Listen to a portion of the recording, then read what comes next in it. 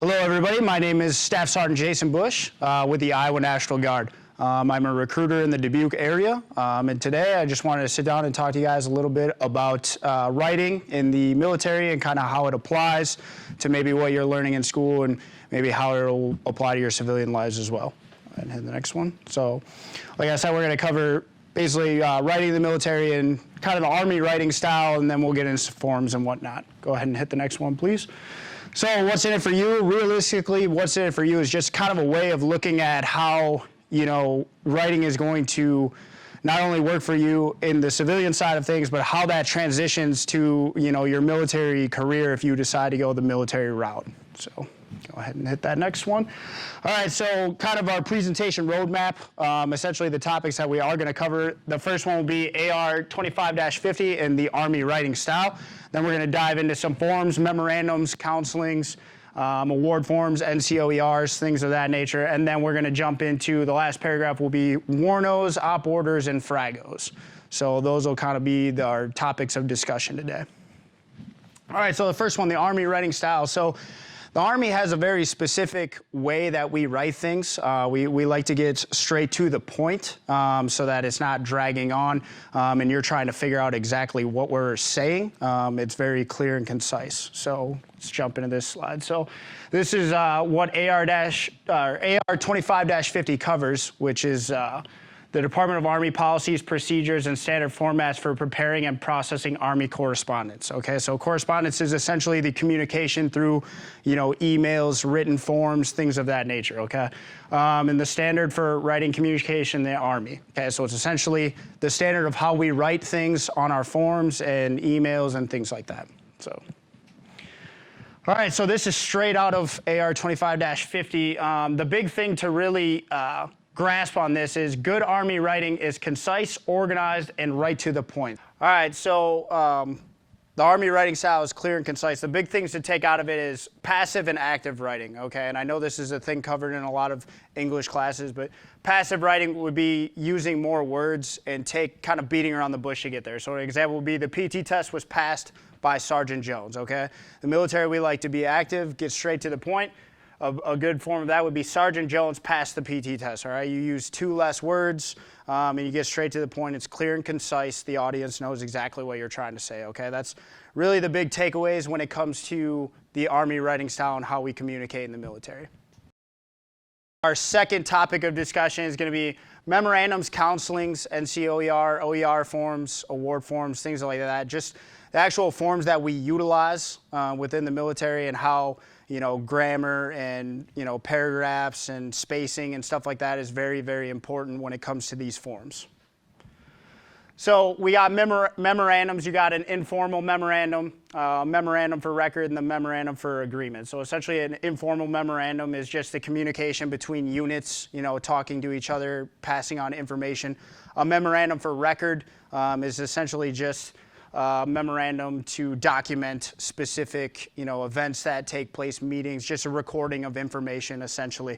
And then you've got the memorandum for agreement, which is essentially just documenting different agreements that occur, stuff like that. So, all right, so counseling. So counseling is essentially you sitting down with probably your leadership and kind of going over how you're doing for that year, things like that. There's developmental counselings where you're going to kind of break down your year and kind of pick out your strong points and then also look to ways to improve. So a good way of, comparing this to the civilian side is, when you do get a job, you are eventually going to have, a yearly review, and your boss is going to sit down with you and go over, what your strong points were, what you were struggling with, stuff like that.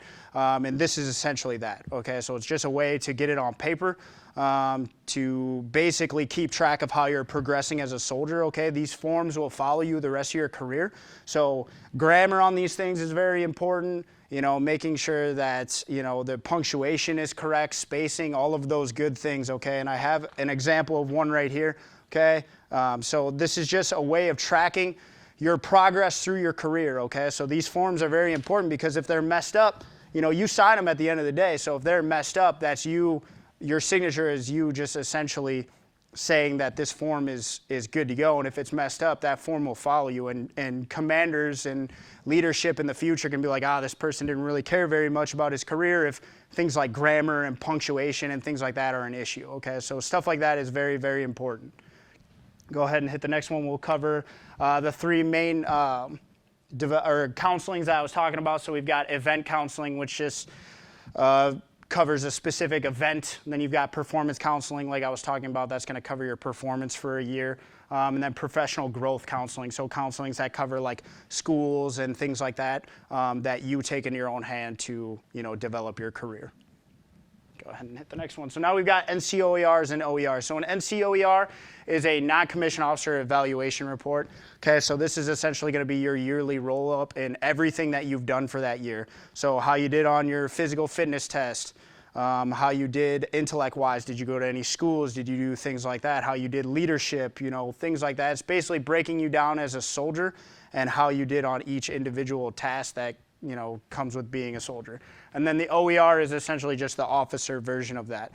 Now, again, this form is going to follow you for the rest of your career as well, okay? And they're done yearly, so this form is super important to make sure that it's grammatically correct, spacing is correct, because, again, future leadership can look at these forms and be like, oh, he didn't care very much about, the little things. He must not care very much about his career and his future growth. So very, very important to have these forms correct as well. So now we're going to jump into our last section, okay, which is going to be WARNOs, OPORDers, and FRAGOs. Now, I know that probably sounds pretty foreign to my non-military folks out there, but this is basically, when we're talking about writing and how it, translates from civilian to military, this is probably going to be the one that will be more familiar to you, because this is actually in paragraph formats, if that, makes sense, but we'll dive into it right now. So a warning order is essentially an advance notice of an upcoming mission, okay? So when it comes, the top will come down with a mission that a unit needs to accomplish. The commander will get that mission, and then he will issue a WARNO out to the leadership, all right, which is just going to give you a breakdown of the upcoming mission, okay? It gives soldiers time to prepare. And like I said, these orders are going to be in 5-paragraph formats, okay? So when you're actually reading these, they're broken down into 5 paragraphs, kind of like an essay that you would write in class, okay? Go ahead and jump into the next one, which will be an operation order, okay? So this is an OPORD. Now, like I said, the WARNO is kind of a warning, so it's very short and condensed. It's just giving you notice. The operation order is going to be much more involved and in-depth, and it's going to cover everything that you need to know for the upcoming mission. So like I said, it's a plan formatted and created by the officer to assist the unit with conducting mission operations, and it gives the soldiers a clear and concise outlook on what the plan is for the upcoming mission.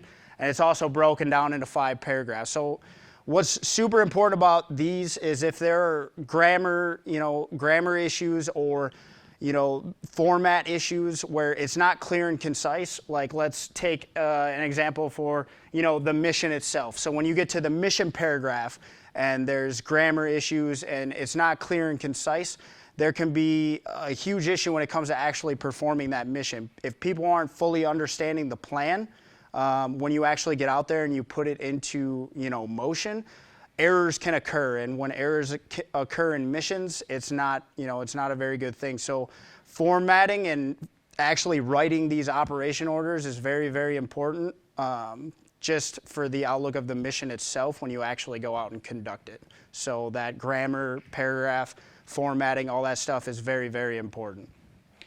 And then a fragmentary order, or a FRAGO, is essentially just a change to the order, okay? So if for some reason, your operation was to go out and conduct reconnaissance on a certain village, and maybe they changed the date or the time due to whenever that, high value target was actually going to be there, that would come in a FRAGO, okay? And it's going to be the same thing where it's just a 5-paragraph order, and it'll just be a change to the order itself, okay? So again, if there are issues with formatting and grammar and punctuation and things like that, a change could get misinterpreted by certain individuals, which again affects the mission, and that can really, really leave those guys out there actually performing it if people aren't understanding, in a very bad position. So you can see how just writing and paragraph format and grammar and, just all of those things are very, very important when it comes from just writing it down on a piece of paper to actually going out and conducting the mission. So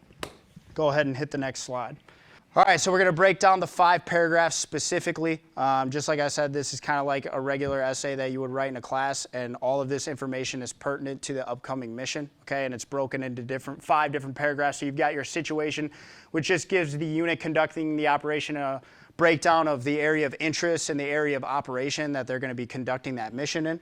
And then you've got the mission paragraph, which is just a clear and concise statement of the who, what, when, where, and why of whatever operation is going to be going on.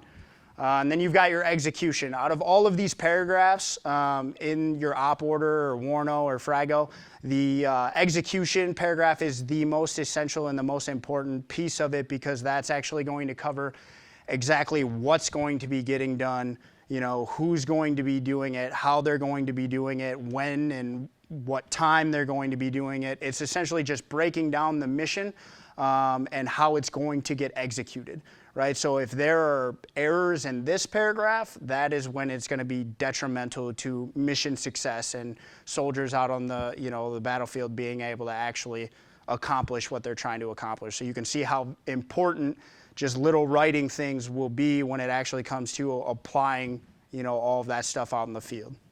So go ahead and hit the next one. Sustainment is essentially just the logistics portion of it, right? So if they're going to need maintenance, if there's going to be supply, what the transportation is. Are you going to be, air assaulting in through a helicopter? Are you going to be convoying in through vehicles? Things like that, just the kind of a logistical part of it. Then the medical support, evacuation procedures, what happens if someone goes down out there, how they're going to get out, stuff like that. And then you've got the last section, which is your command and control, okay, which is going to cover kind of the succession of command, essentially who's in charge. If they go down, who takes up next. It'll cover the signal part of it next, kind of radio frequencies. It'll cover, marking of, drop areas if supplies need to come in, or if they need to be medevaced, how they're going to mark it, things like that. That's just kind of covering how you're going to communicate and then what you're going to use to signify certain things, right? It's just breaking down so that when something like that comes up in the mission, people know exactly how to go about alerting someone, right? So you can see how very important that is as well, because if people aren't on the same thing, if someone's thinking green smoke is going to signify the medevac helicopter coming in, but it's actually red smoke, you can see how that confusion can happen. So just having that proper grammar, punctuation, spelling, all that good stuff is really going to make sure that the mission goes successfully. So that writing is very, very, very important. So go ahead and hit the next slide. So in conclusion, just really brief, I'm not here to teach you guys, about writing and stuff like that. That's what your teachers are for. Really what I wanted to do is just kind of show you guys how it applies to, what we do in the military and some of the forms we use, how it can affect your career, how it can affect operations and missions and things like that. So all that stuff is very important. Make sure you guys are, doing your due diligence in class and stuff. And if you have, wanting to go into the military and things like that, it is going to apply. So keep working on all of that stuff. So now what I would like to do is kind of cover the National Guard, right? So because I come into classrooms all the time and everybody always asks me, like, what do you guys do? What's the pay? Things like that. So I just kind of want to break it down a little bit more with these slides. So first off, the National Guard is actually the oldest military branch that we have in the nation. Dates all the way back to December of 1636. Right, with them basically developing local militias to combat the British and whatnot. So we're the oldest military branch out. Currently 6,800 soldiers serve in Iowa, right? So we have a whole lot of Iowa National Guard soldiers, right? And we're always looking for more people to join our ranks. Currently less than 0.5% of Americans serve in uniform, right? So it's a very prestigious position. Not everybody is qualified for service, right? So we're always looking for the best and the brightest out there. And then it's part-time service with full-time benefits. So really breaking that down is, National Guard is going to be 1 week in a month and 2 weeks in the summertime after you've completed all of your training, okay? And you're just going to come in and do your job and then do your annual training in the summertime. So 28 days out of the month, you're a full-time student or working a full-time job or doing your thing, and then 1 week in a month, you put the uniform on and you do whatever job you decide you want to do. All right, so here we'll cover more of the, tangible benefits when it comes to financing, school and things like that. So you've got $8,073 per tuition a year, and that's state, so that's a state tuition benefit. Okay, you can get up to $4,000 in federal tuition assistance as well. So that just applies to Iowa specifically. And then there's $392 in the GI Bill. Okay, that's essentially just a monthly stipend that you get every month while you go to college. All right, and that's tax-free. So you're going to get $392, tax-free, flat rate. And then if you're a smart enough individual, you can qualify for the GI Bill kicker, which gets you an additional $350. So it can take that $392 and bump that up to $742 a month, just by getting at least a 50 on the ASVAB test, which is the initial entry test to get into the military. Okay, so if you get a 50 on that, you can qualify for the kicker, which just gets you more money in your pocket while you're going to school, to supply, food on your table, gas in your car, help pay for books, whatever you need it for. That money is for you to help fund schooling. Okay, and then like I was saying before, it's 1 week in a month, 2 weeks in the summertime, right? So we're not going to get in the way of you going to college. You're not going to have to put your life on hold. Okay, if you're working a job, 28 days out of the month, like I was saying, you're, a full-time student or working your job, doing your thing, and then 1 week in a month you put the uniform on and serve, and then you will also get paid for those 1 weekends a month as well. Okay, so kind of in the beginning, that pay range is gonna, kind of vary on what your rank is, about $213 to $278 a month. That you can use. So really, if you do this correctly, you could use the tuition assistance, to make sure that you're not going to have any student loan debt. And then with the GI Bill, if you qualify for the kicker and your monthly drill pay, you can make about $1,000 a month just going to college. Okay, so that need for a part-time job isn't going to be as great. And if you have one, then you're just making more money and helping yourself put more money in your pocket. Okay, and then it's valuable job skills, right? Because we have over 100 different jobs in the National Guard. So whatever you're trying to do in your life, we have something for you. If you want to be, a mechanic or an engineer, you want to work in the medical field, or, we have aviations if you want to work on helicopters, if you want to be a truck driver, we have transportation, we have, just infantry if you're looking for, leadership stuff. Like, we have a whole bunch of jobs that vary, that will help you stand out, right? Because if you just go to college and you get a degree, that's great. Everybody is going to have that same degree. You need to be doing things to help you stand out, and the National Guard can do that for you, right? So it's something you can put on your resume so that you can tell the employer, like, this is why you should hire me, because, not only did I go get that degree, but I also went and extended my training and, my skills through the National Guard as well, which can really help you get that job that you're looking for after college. So a lot of great stuff. It's really going to put you kind of ahead of your peers, just in an aspect of being financially prepared, mentally prepared, and physically prepared for life, which will make it a lot easier for you. So.